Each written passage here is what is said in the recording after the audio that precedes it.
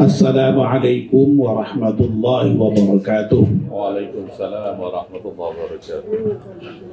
Bismillahirrahmanirrahim. Alhamdulillahi rabbil alamin. Wassalatu wassalamu ala asyrafil mursalin Sayyidina wa maulana Muhammadin wa ala alihi wa sahbihi ajma'in, amma ba'd. Yang sama-sama kita hormati Ibu Hajah Riyadi beserta putra wayah dan keluarga besar, bapak-bapak, ibu-ibu, hadirin hadirat yang saya muliakan pula. Alhamdulillah, kita panjatkan syukur pada Allah Subhanahu wa Ta'ala yang pada malam hari ini atas limpahan rahmat dan nikmatnya kita semua bisa hadir di dalamnya Ibu Hajah Riyadi ini dalam rangka mendoakan almarhum Bapak Haji Riyadi bin Raswo yang telah dipanggil Allah Subhanahu wa Ta'ala pada hari Jumat malam yang lalu, dan ini kita memperingati hari ke-7 wafat beliau. Tidak ada lain kecuali dalam kesempatan yang mulia ini kita semua mendoakan almarhum. Semoga almarhum Bapak Haji Riyadi wafat dalam keadaan husnul khatimah. Amin. Diampunkan dosanya oleh Allah Subhanahu wa Ta'ala dan diterima seluruh amal kebaikannya. Kita juga mendoakan semoga Ibu Hajah Riyadi beserta putra wayah dan keluarga besar semuanya yang ditinggalkan oleh Bapak almarhum Haji Riyadi diberikan kesabaran, ketabahan, dan ridho di dalam menerima musibah wafatnya Bapak Haji Riyadi. Bapak dan ibu-ibu yang insya Allah dimuliakan dan dirahmati Allah Subhanahu wa Ta'ala, sebagaimana yang sudah kita ketahui bersama, Pak Haji Riyadi kemarin wafat itu setelah mengalami sakit yang cukup lama ya, dan sudah beberapa kali masuk rumah sakit sembuh, masuk rumah sakit sembuh, dan akhirnya pada saatnya Allah kemudian menghendaki beliau wafat menghadap Allah Subhanahu wa Ta'ala. Sebagaimana juga yang saya kira sudah kita pahami bersama, karena sudah sering disampaikan oleh para kiai, para dai, bahwa orang yang sakit dan tentu saja ketika dia mendapatkan musibah sakit itu ridho dan juga sabar di dalam menerima musibah yang Allah berikan kepadanya, itu akan menghapus dosa-dosa orang yang bersangkutan. Banyak sekali versi hadis yang menyampaikan hal yang demikian itu, bahwa sakit seseorang itu akan menghapus dosa seseorang.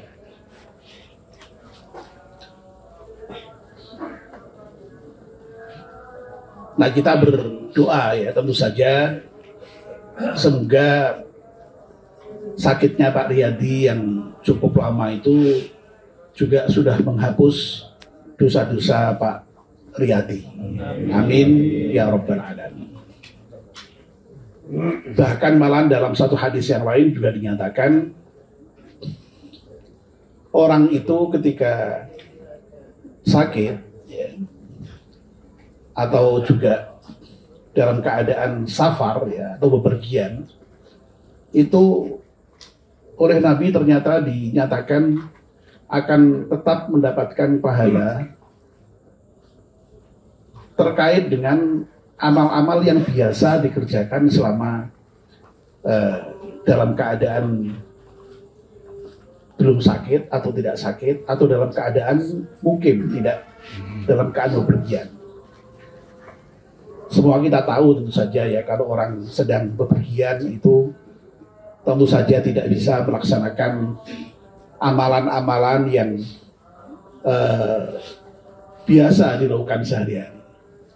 Apalagi kalau sedang sakit, ya. Apalagi kalau sakitnya itu sudah sakit relatif katakanlah serius begitu, ya tentu saja memang akan terganggu gitu. Aktivitas amaliyah ibadah sehari-hari itu tidak sebagaimana yang dilakukan ketika masih sehat dan juga ketika dalam keadaan tidak bepergian itu. Nah, murahnya Allah sedemikian rupa ya. Jadi orang yang memang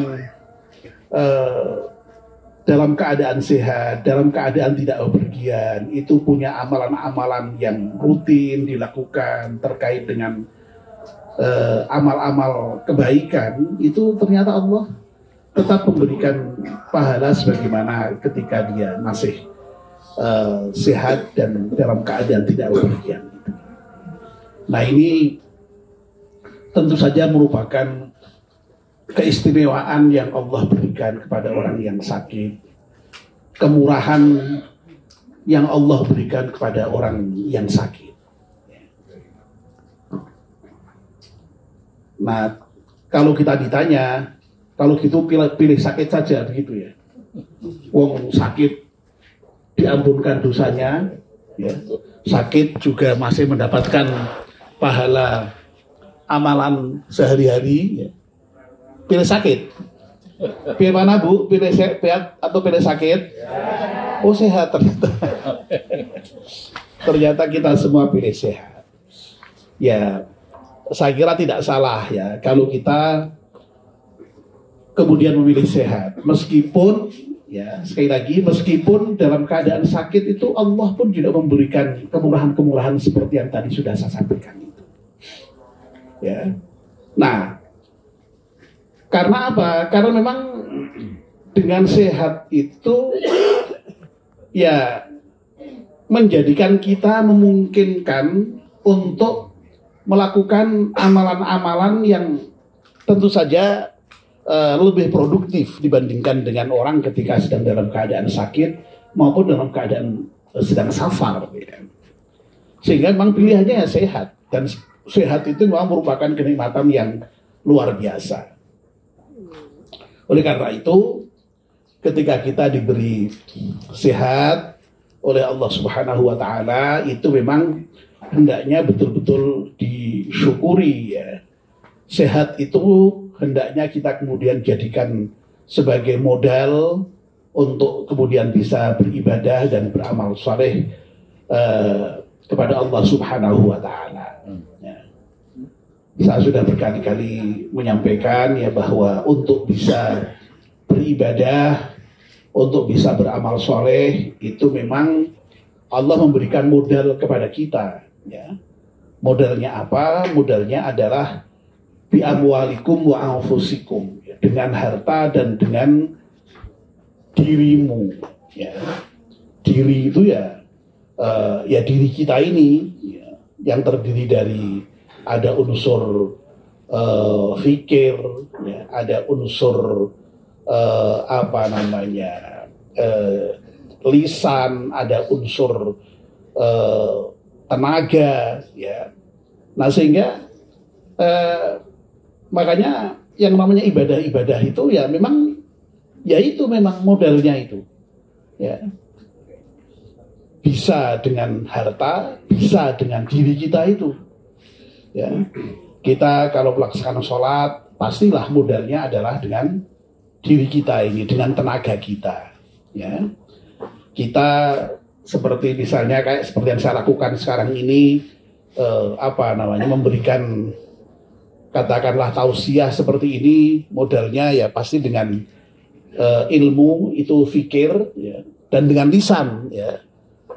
Jadi kita dengan seluruh yang kita miliki bisa berbuat baik, bisa beramal soleh, bisa beribadah kepada Allah. Dengan harta kita bisa membantu fakir miskin, membantu anak yatim, ya, membantu untuk kepentingan ibadah, membangun masjid, membangun madrasah, ya. Itu dengan harta kita. Sehingga sekali lagi ya bahwa dengan sehat ya itu berarti kita bisa mengoptimalkan potensi diri kita itu di dalam rangka untuk melaksanakan ibadah kepada Allah Subhanahu wa Ta'ala. Oleh karena itu kuncinya ketika mendapatkan kenikmatan yang berupa harta maupun kenikmatan yang berupa sehatnya badan, ya itu harus betul-betul disyukuri sedemikian rupa sehingga kemudian dengan disyukurinya modal yang kita punyai berupa harta maupun raga kita, jiwa kita itu kemudian bisa optimal di dalam melaksanakan amal ibadah dan amal saleh kepada Allah Subhanahu wa Ta'ala. Nah, tapi ya, kalau diberi sehat ya kok kemudian tidak disyukuri ya, lalu kemudian diberi sehat lalu tidak digunakan untuk beramal soleh, tidak digunakan untuk beribadah kepada Allah Subhanahu wa Ta'ala, ya tentu saja itu menjadi tidak bermakna ya, bahkan kemudian malah menjadi negatif ya, menjadi buruk bagi orang yang bersangkutan itu. Nah sehingga dengan demikian Bapak dan Ibu, sesungguhnya bagi seorang mukmin, orang yang beriman, orang yang muslim, orang yang Islam itu apa saja itu sesungguhnya baik. Ya. Bagi seorang mukmin itu tidak ada hal yang buruk, itu tidak ada. Ya tadi itu misalnya diberi sakit, kalau ridho, kalau sabar, ternyata sakit itu ya baik. Ya. Nyatanya kemudian sakit itu bisa menghapus dosa, tetap bisa produktif menghasilkan pahala. Ya. Apalagi kalau diberi sehat, ya, kemudian bisa bersyukur, ya, dengan memanfaatkan kesehatannya itu untuk beramal saleh, beribadah kepada Allah Subhanahu wa Ta'ala. Itu tentu saja akan sangat baik gitu. Nah itulah ciri orang mukmin itu seperti itu. Ya. Dalam salah satu hadis yang saya kira saya juga sudah tidak hanya sekali dua kali menyampaikan, ya, Rasulullah SAW bersabda ya, ajaban di amril mukmin. Ya. Orang mukmin itu sangat mengagumkan, kata Rasulullah. Orang mukmin itu ajib, ya. Ajib ya, mengagumkan. Ya. Innal amra kullahu lahu khair. Semua hal itu bagi seorang mukmin baik, tidak ada yang buruk sama sekali. Ya. Walaysa dzalika li ahadin illa lil mu'min, kata Rasulullah. Rasulullah menegaskan kembali, tidak ada yang demikian ini kecuali dimiliki oleh seorang mukmin. Jadi yang punya sifat bisa memandang, menerima semua hal itu bernilai baik, itu ya hanya orang mukmin. Ya. Lalu kemudian Rasulullah menjelaskan, ya, kalau seseorang itu ditimpa musibah, dia bersabar. Sebaliknya kalau dia mendapatkan nikmat, dia bersyukur. Ya. Nah, bersabar ketika mendapatkan musibah dan syukur ketika mendapatkan nikmat itu semuanya baik. Ya. Jadi sekali lagi asal yaitu tadi ya, sikap di dalam menerima musibah dan musibah dan nikmat itu yang harus benar gitu ya. Jangan sampai salah. Ya. Sehingga sekali lagi masya Allah ya, seorang mukmin itu sikapnya selalu positif, ya. tidak pernah negatif sama sekali dalam menghadapi semua hal yang semua kondisi yang ada pada dirinya itu. Semuanya baik. Ya. Nah, apa ada orang yang tidak seperti itu? Ya banyak. Dan Al-Quran sendiri juga mensitir ya atau mensinyalir ya, ada orang yang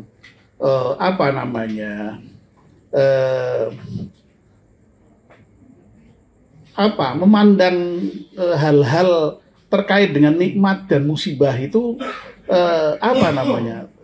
tidak semuanya baik, enggak ya. Jadi ada dalam Al-Quran itu kan dikatakan kan, fa'amal insanu idza mabtalahu rabbuhu fa'akramahu wa na'amahu fayaqulu rabbi akraman wa amma idza mabtalahu faqadara alaihi rizqahu fayaqulu rabbi ahanan. Kalla. Ya. Manusia itu ada sebagian yang kalau dia mendapatkan nikmat gitu lalu dia merasa seperti kayak mendapatkan kemuliaan begitu ya. Kalau dapat harta itu lalu sudah merasa mulia gitu ya. Kalau dapat pangkat, dapat jabatan itu langsung sudah otomatis merasa mulia itu ya. Kalau dapat apalagi lah yang nikmat-nikmat yang lain itu kemudian sudah merasa mulia. Wah, ini Tuhan memuliakan aku ini ya. Tapi sebaliknya kalau mendapatkan musibah sedikit saja ya itu waduh ini saya jadi hina, ini Tuhan menghinakan aku ini ya. Jadi rumah sana itu kalau diberi nikmat sudah otomatis mulia, diberi musibah otomatis hina ya. Allah menyatakan kalla, tidak begitu. Ya. Yang namanya musibah maupun nikmat itu hanya posisinya itu hanya sebagai ujian gitu. Ya, hanya sebagai ujian saja. Untuk menguji apakah seseorang itu betul-betul beriman atau tidak. Lah untuk menguji seseorang itu beriman atau tidak, ya ujiannya dengan itu tadi, ya. Kalau mendapatkan nikmat, dia bersyukur apa tidak? Kalau mendapatkan musibah, ridho apa tidak? Sabar apa tidak? Nah, kalau mendapatkan nikmat, dia bersyukur, lalu bisa memanfaatkan nikmat itu untuk lebih meningkatkan taat dan ibadahnya kepada Allah, maka itu dia lulus itu. Ya, dia menjadi seorang mukmin sejati itu. Begitu pula kalau kemudian dia mendapatkan musibah, dia kemudian ridho, dia sabar ya. Berarti ya sama ya, lulus dia. Dan dia berhak untuk disebut sebagai seorang yang mukmin sejati. Sebagaimana dinyatakan Rasulullah tadi itu ya. Nah, tapi sebaliknya ya, kalau dia mendapatkan nikmat tapi kok kemudian dia kufur, dia ingkar dengan nikmat itu ya, tidak mau bersyukur ya, mendapatkan nikmat tapi malah justru semakin tidak taat kepada Allah ya, malah maksiatnya semakin tambah, wah ya wes ya, itu udah lulus dia ya. Atau sebaliknya ya, ditimpa musibah baru sedikit saja sudah tidak ridho, bahkan kemudian marah dengan Allah, ya, lalu kemudian ekspresinya sampai nyalah-nyalah ke Gusti Allah, ya. Wah, ya sudah tidak lulus itu. Lu apa ada itu orang yang ditimpa musibah seperti itu? Ya ada saja itu, ya. Tidak terima itu, tidak terima itu. Kadang-kadang malah sok nyalah-nyalah ke, sok banding-banding ki. Lu aku kurangnya opo, sing kae sing koyo ngono ae. Uripe kepenak ya toh. Aku sing wis koyo ngene kok malah dicoba macam-macam iki karepe piye Gusti Allah. Malah kadang-kadang ono, kadang-kadang. Wah, anak wis koyo ngono ya ora lulus tenan. Nah, intinya Bapak dan Ibu-ibu ya terutama ya Ibu Hajar Riyadi beserta keluarga besar yang sekarang baru menerima musibah ini, ya mudah-mudahan ya semuanya bisa sabar ya, ridho di dalam menerima musibah ini ya. Sehingga dengan demikian ya meskipun toh kelihatannya mendapatkan musibah, tapi sesungguhnya mendapatkan kemuliaan kalau kita itu bisa menerima musibah itu dengan ridho, dengan ikhlas, dengan sabar, dengan tabah. Nah, itu doa kita ya, doa kita untuk Ibu Hajar Riyadi beserta keluarga, dan untuk Pak Riyadi sekali lagi kita doakan ya semoga dengan amal ibadah yang sudah dilakukan Pak Riyadi selama masa hidupnya ya. Tadi sudah saya sampaikan beliau sakit dalam jangka waktu yang lama, mudah-mudahan itu sudah menghapus dosanya. Lalu kemudian kita sebagai saudara-saudaranya yang masih hidup, ya terutama anak-anaknya, tadi saya juga cucu-cucunya semuanya ikut mendoakan, ya tidak hanya sehari 2 hari sampai 7 hari penuh, ya mendoakan bersama-sama. Dan tentu saja ini juga bukan doa yang terakhir untuk Pak Riyadi ya, terutama keluarga pasti nanti akan terus mendoakan ya. Kita sebagai seorang mukmin, sebagai seorang muslim pun juga terus mendoakan, meskipun tidak secara khusus menyebut nama Pak Riyadi ya.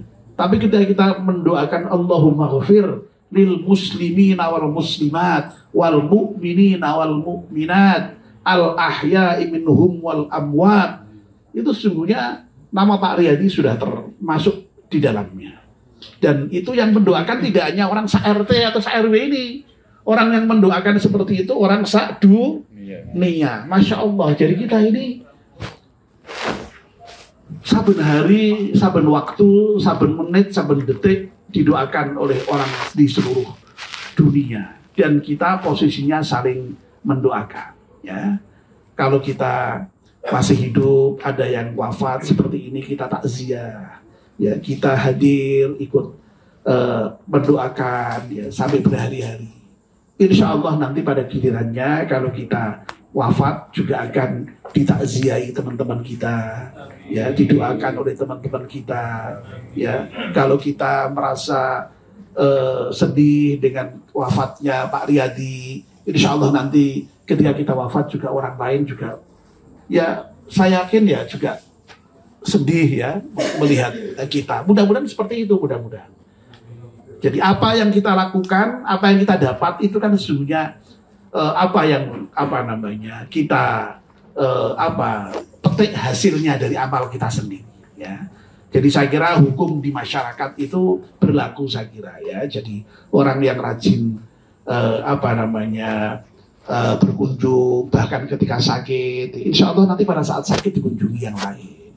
Orang ketika wafat, ya, ada yang wafat bertakziah, insya Allah pada saatnya nanti ditakziah orang lain. Itu saya kira sudah menjadi hukum sosial di dalam kehidupan bermasyarakat. Ya. Nah saya kira praktek-praktek yang baik di dalam kehidupan bermasyarakat kita, saling berkunjung ketika ada yang sakit, bertakziah ketika ada yang wafat, mendoakan seperti ini ya. Ini saya kira merupakan hal-hal yang baik dalam kehidupan bermasyarakat yang saya yakin akan menumbuhkan semangat kebersamaan, semangat kekeluargaan di dalam masyarakat yang insya Allah di samping memiliki tadi ya, makna-makna keagamaan saya kira juga memiliki makna-makna kemasyarakatan dan kemanusiaan yang sangat dalam ya. Nah mudah-mudahan